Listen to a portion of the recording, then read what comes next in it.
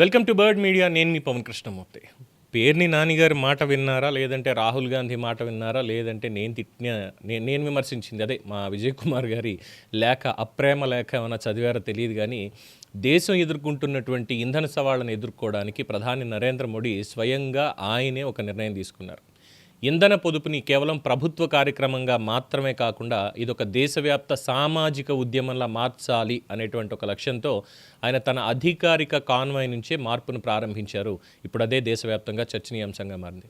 మామూలుగా ప్రధాని కాన్వాయ్ అంటే దగ్గరగా ఒక 20 కార్ల దాకా ఉంటాయి.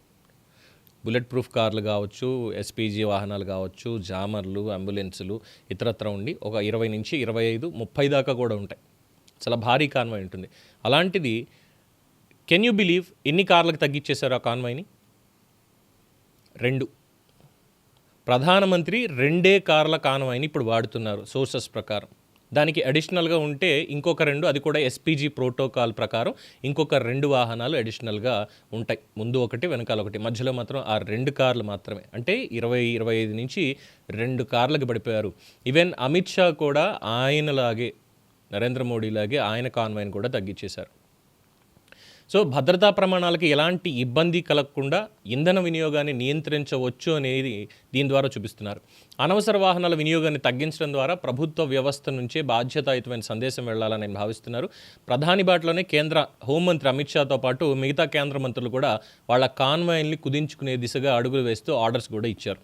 అవసరమైనటువంటి భద్రతని మాత్రం కొనసాగిస్తూ వీలైనంత వరకు తక్కువ వాహనాలతో ప్రయాణించడం ద్వారా భారీ స్థాయిలో ఇంధనం ఆదా చేయొచ్చనే అభిప్రాయం కూడా ప్రభుత్వ వర్గాల్లో వ్యక్తమవుతోంది.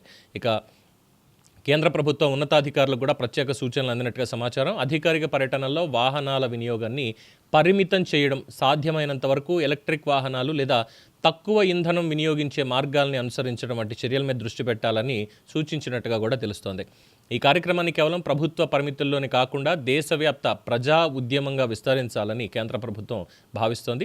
ప్రభుత్వ రంగ సంస్థలు, కార్పొరేట్ సంస్థలు, సాధారణ ప్రజలు సైతం ఇంధన పొదుపులో భాగస్వాములు కావాలి అని ప్రధాని పిలుపునిస్తున్నారు.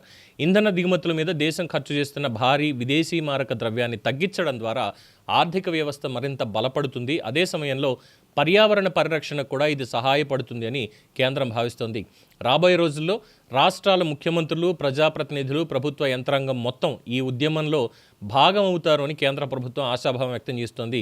మాటల్లో కాకుండా చేతల్లో చూపిస్తున్న ఈ చర్యలు దేశవ్యాప్తంగా ఇంధన వినియోగం మీద కొత్త అవగాహనను కూడా తీసుకొస్తున్నాయంటున్నారు.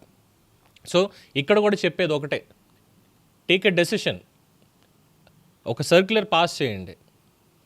ఎక్సెప్షనల్ ఎక్కడ అంటే కొన్ని సమస్యాత్మకమైనటువంటి ఏరియాలు ఉంటాయి కదా, అక్కడ తప్ప మిగతా దేశమంతా కూడా అధికారుల దగ్గర నుంచి మంత్రులు, ఎమ్మెల్యేలు అందరూ కూడా కాన్వాయ్ని తగ్గించుకుని వెళ్ళాలని చెప్పండి.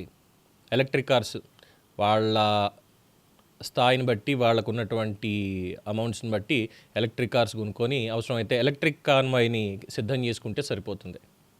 ఎందుకంటే దానికంటూ ఒక లిమిటేషన్ ఉంటుంది. పెట్రోల్, డీజిల్ అంటే ఎక్కడ బంక్ ఉంటే అక్కడ కొట్టించుకుని వెళ్ళిపోవచ్చు. కానీ ఎక్కడ పడితే అక్కడ ఛార్జింగ్ పెట్టుకుని ఆగిపోవడానికి కుదరదు కదా వీళ్ళకి. అందువల్ల దానికి తగ్గట్టుగా సమాయత్తం అయితే better. At the same time ప్రధానమంత్రి 2 లేదా 4 కార్ల కాన్వాయ్కి వచ్చేసిన తర్వాత ఇక మిగతా వాళ్ళందరూ కూడా అంతంత పెద్ద వాడాల్సినటువంటి అవసరం లేదు. ఆ హోదాని చూపించుకునేలాగా ఉండాల్సినటువంటి అవసరం కూడా లేదు అనేది ఒక పాయింట్. అండ్ ఇక మిగతా వాళ్ళందరికీ కూడా ఇంతే. అలాగే ఏదన్నా నిరసన కార్యక్రమాలు, లేదంటే పుట్టినరోజులో, లేదంటే మా ఎమ్మెల్యే పుట్టినరోజు, మా అభిమాన నాయకుడు పుట్టినరోజు, మా వాళ్ళది అది ఉంది ఇది ఉంది అని భారీగా బైక్ ర్యాలీలు, కార్ల ర్యాలీలు, బల ప్రదర్శనల మీద నిషేధం విధించండి. కేంద్ర ప్రభుత్వం డైరెక్ట్గా దేశవ్యాప్తంగా బల ప్రదర్శనలు, వాహనాలు తీసుకుని రోడ్డు ఎక్కుతాం, మేము రైమని ముందుకు వెళ్తాం, ఇలాంటి వాటి మీద అన్నిటి మీద కూడా నిషేధం విధిస్తే ఆటోమేటిక్గా ఇదవుతుంది. ఎందుకంటే దిక్మాల రాజకీయ పార్టీలకి ఒక అలవాటు ఉంది కదా, ఏదైనా ఒక నిరసన కార్యక్రమానికి రావాలి అంటే బండేసుకొచ్చారా, 100 రూపాయలు పెట్రోల్, 200 నేను కొట్టిస్తానని చెప్పి దాని మీద ఖర్చు పెడతారు. అందువల్ల అది కూడా సమస్య. కాబట్టి ఇలాంటి నిరసన కార్యక్రమాల్లో బళ్ళేసుకుని తిరగడాలు, పెద్ద పెద్ద ర్యాలీలుగా వెళ్ళడాలు, ఇలాంటి వాటిని పూర్తిగా నిషేధిస్తున్నాము. ఏడాది పాటు నిషేధించేయండి, తర్వాత సంగతి తర్వాత చూసుకోవచ్చు. ఇది డెసిషన్ తీసుకోవాలి. మేక్ ఏ కాల్ అంతే తప్ప ఏదో చెప్పుకుంటూ వెళ్ళిపోతే వినేవాళ్ళందరూ కూడా మాట్లాడతారు అంతే. అదేదో చేసామనుకోండి, అయిపోతుంది. సో ప్రధానమంత్రి గారికి ఇదే చెప్పదగినటువంటి ఒక సూచన. చెప్పడం కాదు, నిర్ణయం తీసుకోండి. మీ కాన్వాయ్ని తగ్గించుకున్నట్టే అందరిది తగ్గించుకుని తీరాల్సిందే. Make a statement, stamp on it.